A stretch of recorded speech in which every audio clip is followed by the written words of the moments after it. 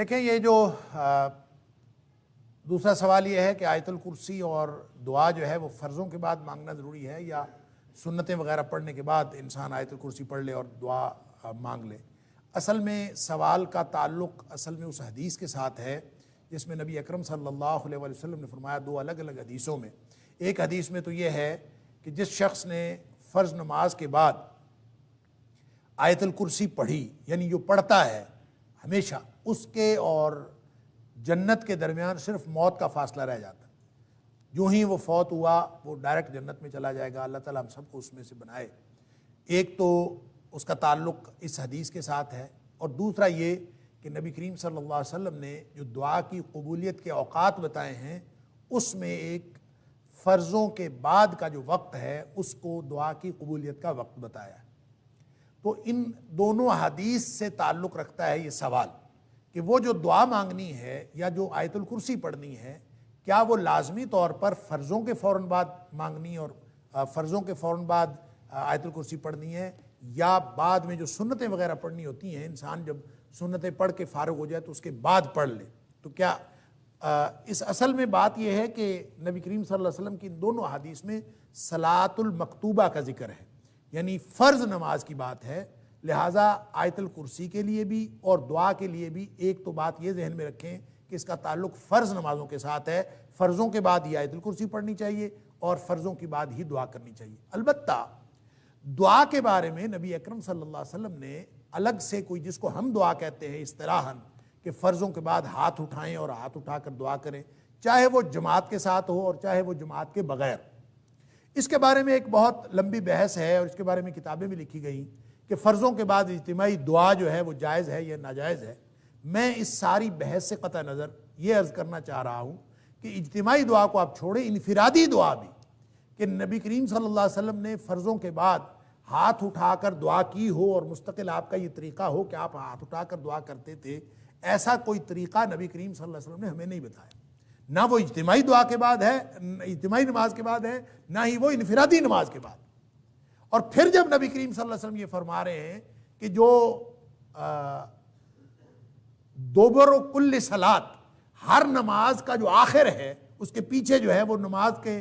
دعا کی قبولیت کا وقت ہے، تو یہ کیسے ہو سکتا ہے کہ نبی کریم صلی اللہ علیہ وسلم ایک بات ارشاد فرمائیں کہ وہ دعا کی قبولیت کا وقت ہے، اور خود نبی کریم صلی اللہ علیہ وسلم سے ایسا کوئی عمل وہ موجود ہی نہیں ہے کسی صحیح حدیث میں کہ نبی کریم صلی اللہ علیہ وسلم ہر نماز کے بعد دعا مانگتے ہوں، ایسا کچھ نہیں ہے۔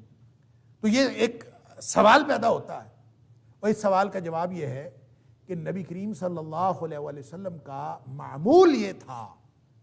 کہ آپ جو تشہد میں دعائیں مانگتے تھے، آخری تشہد میں درود شریف پڑھنے کے بعد،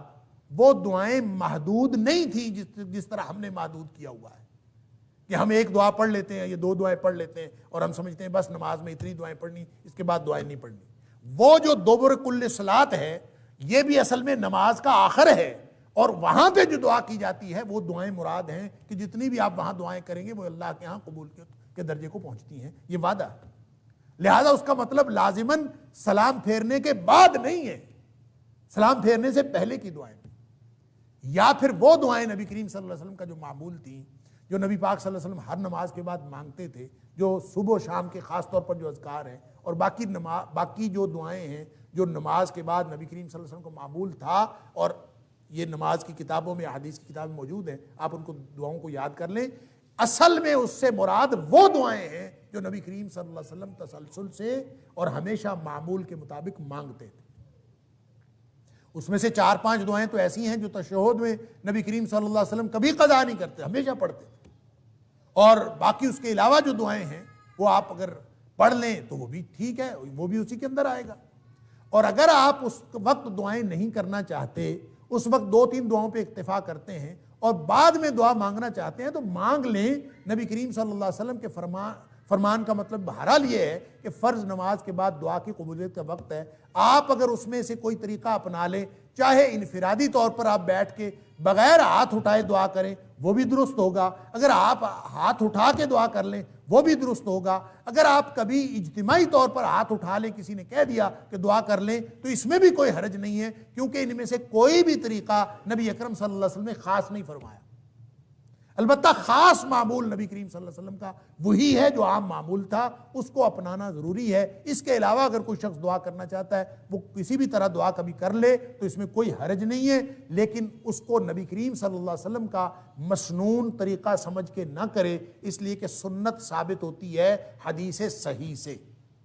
حدیث صحیح نہ ہو اور صحیح حدیث سے نبی کریم صلی اللہ علیہ وسلم کا عمل ثابت نہ ہو تو اس سے سنت ثابت نہیں ہوتی۔ لہٰذا جو ہماری بہن نے سوال کیا ہے اس کا جواب یہ ہے کہ جو دعا مانگنی ہے وہ چاہے آپ تشہد میں مانگیں سلام پھیرنے سے پہلے، چاہے اس کے بعد مانگیں، اور چاہے آپ ہاتھ اٹھا کے مانگیں، چاہے ہاتھ اٹھائے بغیر مانگیں، لیکن بہرحال یہ جو دعا کی قبولیت کا وقت ہے یا آیت الکرسی پڑھنے کا وقت ہے، یہ فرضوں کے بعد کا ہے۔ جو قبولیت کا وقت بتایا گیا ہے یہ سنتوں کے بعد کا نہیں ہے۔ بہرحال دعا تو کسی بھی وقت مانگی جا سکتی ہے۔ اللہ تعالی ہم سب کو درست طرز عمل کی توفیق عطا فرمائے۔ واللہ اعلم بالصواب۔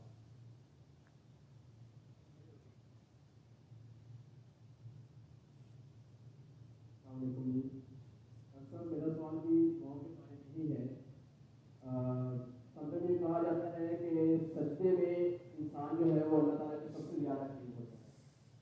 اور اگر ہم کیا نماز کے دوران ہم سجدے میں دعا مانگ سکتے ہیں، یا جو مشہور دعائیں عربی میں ہمیں سمجھائی گئی ہیں یا سکھائی گئی ہیں کیا ہم وہ مانگ سکتے ہیں یا نہیں مانگ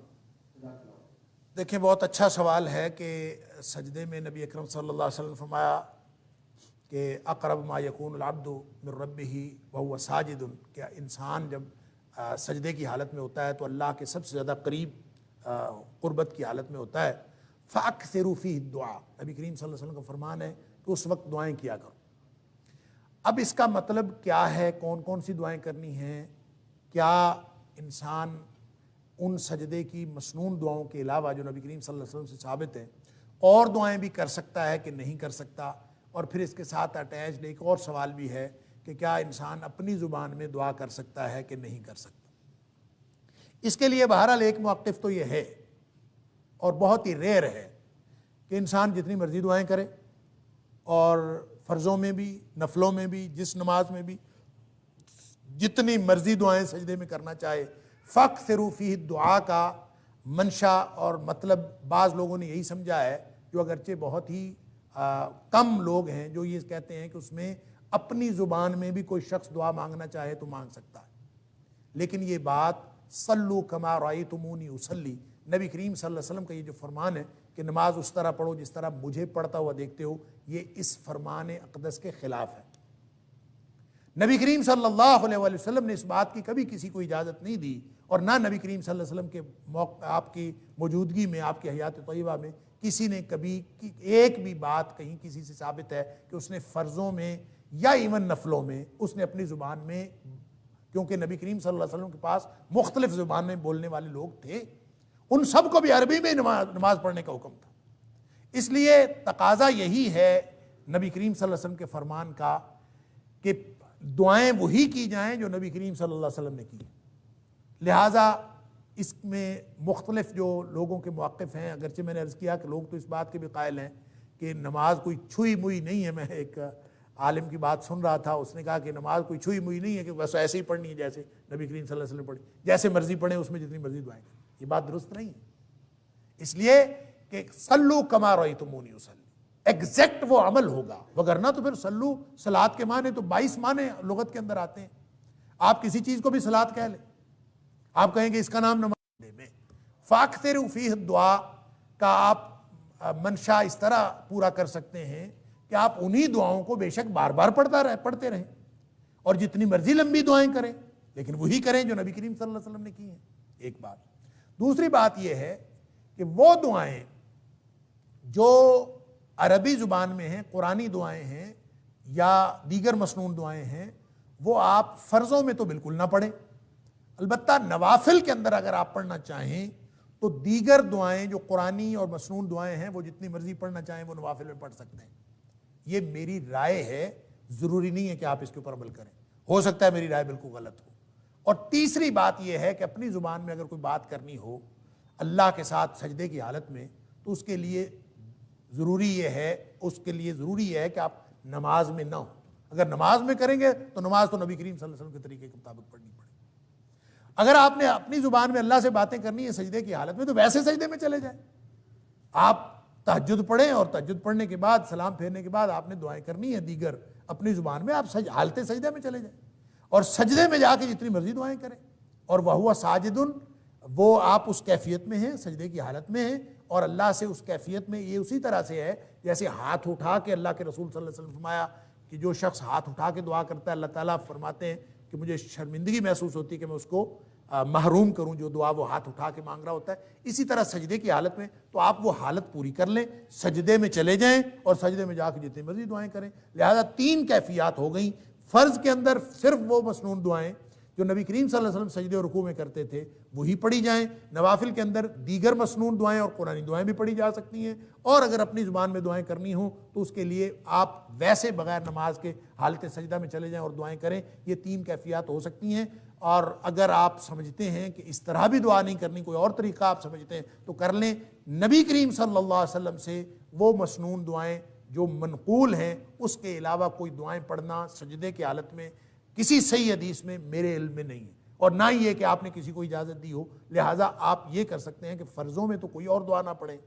نفلوں میں دیگر دعائیں مسنون پڑھ سکتے ہیں, اور بغیر نوافل بغیر فرائض کے بغیر نماز کے ویسے سجدے میں جا کے اپنی زبان میں کر سکتے ہیں. نماز میں اپنی زبان میں نہیں پڑھ سکتے. واللہ اعلم بالصواب.